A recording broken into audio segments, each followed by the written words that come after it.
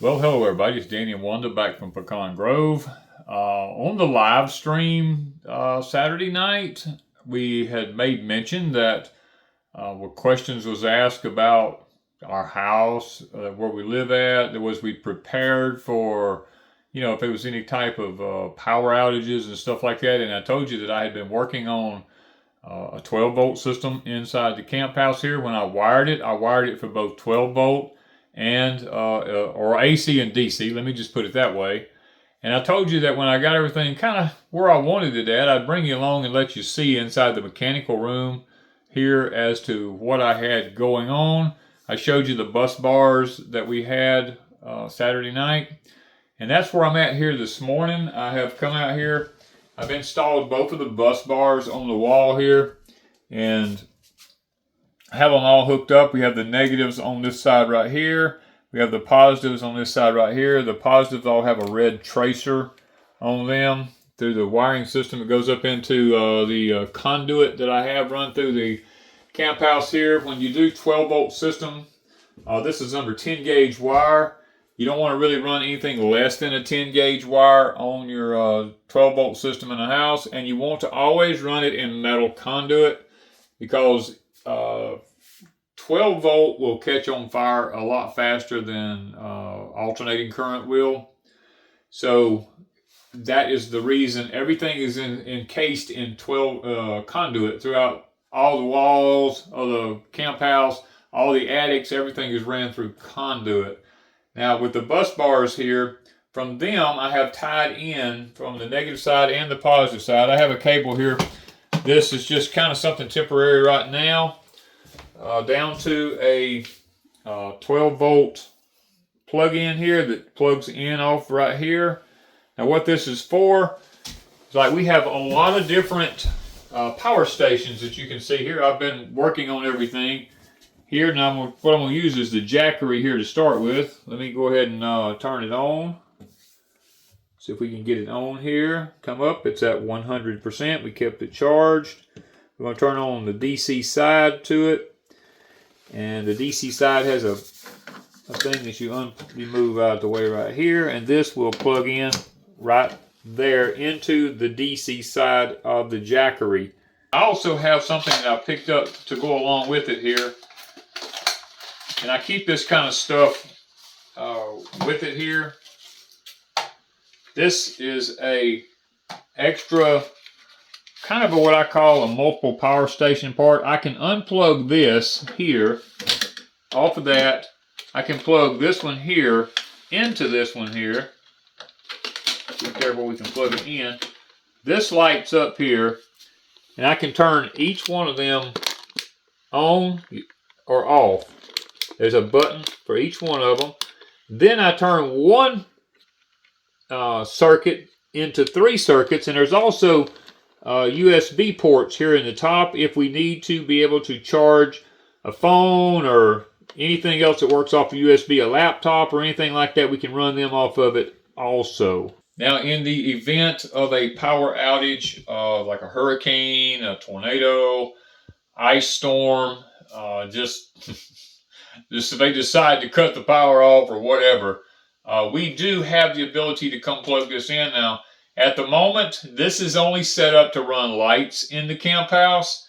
I didn't really see the need to put 12-volt receptacles all throughout the camp house because we're not going to be using anything 12-volt just throughout the camp house like that. Mainly, this is going to be for lighting purposes only. We have other ways of heating, we have other ways of cooking and all that type of stuff. So this is basically going to just be a 12-volt system for lighting. Now there is, we do have the bars, protectors that go back over this here. So I can get these back on here. We got a nut for each one of them to go over it. And the other one will be done exactly the same way. What it is, when you put these on, these will protect anything from actually touching the electrical circuits they won't be out in the open, in other words. Not even the ends of these are not out where anything can actually touch them. Now we will be coming in here. I will be strategically putting shelving in here for all these. We have different Blue Eddies down here that that we've purchased over the years. Then we have the Jackery now that we have. All these will be going in strategic places here so that as needed, we can use whichever one for whichever one we need. Like we need to run the deep freeze and the refrigerator at the same exact time. We can use the Jackery. We can use the 2300 Blue Eddy right here. We can run it. So there's a deep freeze behind me here. We can just plug them in. It's a plug and go type situation. We don't have to worry about it. Now what we will do is we'll show you throughout the camp house where we have strategically placed the lights and how they work. Okay, we are inside our master bedroom right now, and here we have a light. This is the 12-volt light system here. We're still working on the camp house, but in the event that we have absolutely no power here, this light will help to light up the bedroom in here so that we can actually see to get around in the bedroom. Okay, we are inside the hall here.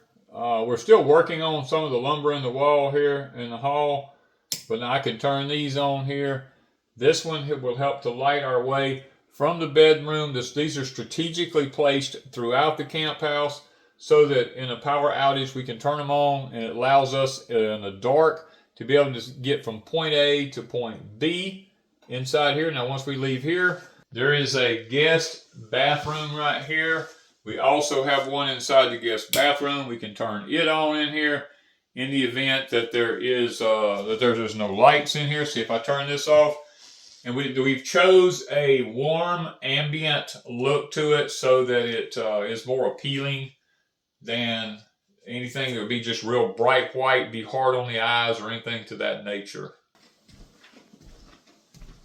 As we have to come down the hall in the dark here, this lights up the hallway. I can come in here, and when I turn this on, this now allows us to be able to get into the kitchen and be able to see where everything is at in the kitchen. Allows us to be able to sit in the living room and be able to enjoy having some light at night.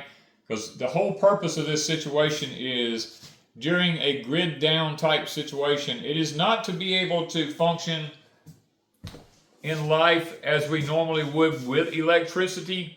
These are just to help us to get by at night so that we can make it through to the next day. These are not meant for everyday life living under normal conditions, because when the grid goes down, life will not be under normal conditions at that point, and you'll not want to burn up all of your battery buildup that you have inside these power stations. Even though ours will be hooked up to solar panels and they can run continually, it's just that we haven't got the solar panel system ran into the room just yet, so that they will be working off of solar panels all the time. Now I know the one question is going to be asked, well, why didn't you put a light in the room right here where you're at? Well, the power stations that we have here, almost every one of them has its own external light on it that I can turn on, and it will light up the room in here. So there's no need really to put an extra light in here to have. This is, like I said, this is not meant to be lived with every day like we're just living off grid. This is only meant for emergency situations only. Now I will be coming in through somewhere in the walls here or something. I will be running some some solar panel wiring. We have all this stuff that we have set here. These things will actually hook into the solar panels, and each one of these has its own solar system hookup for each one of the power stations.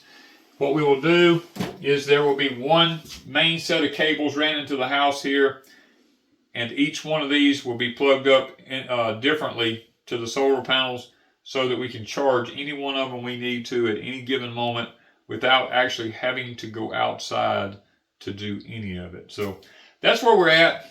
Thought we'd take y'all along on a quick little journey about the 12-volt system that we put inside the camp house here to help us out in case we have a grid down type situation. Thank you guys from Pecan Grove.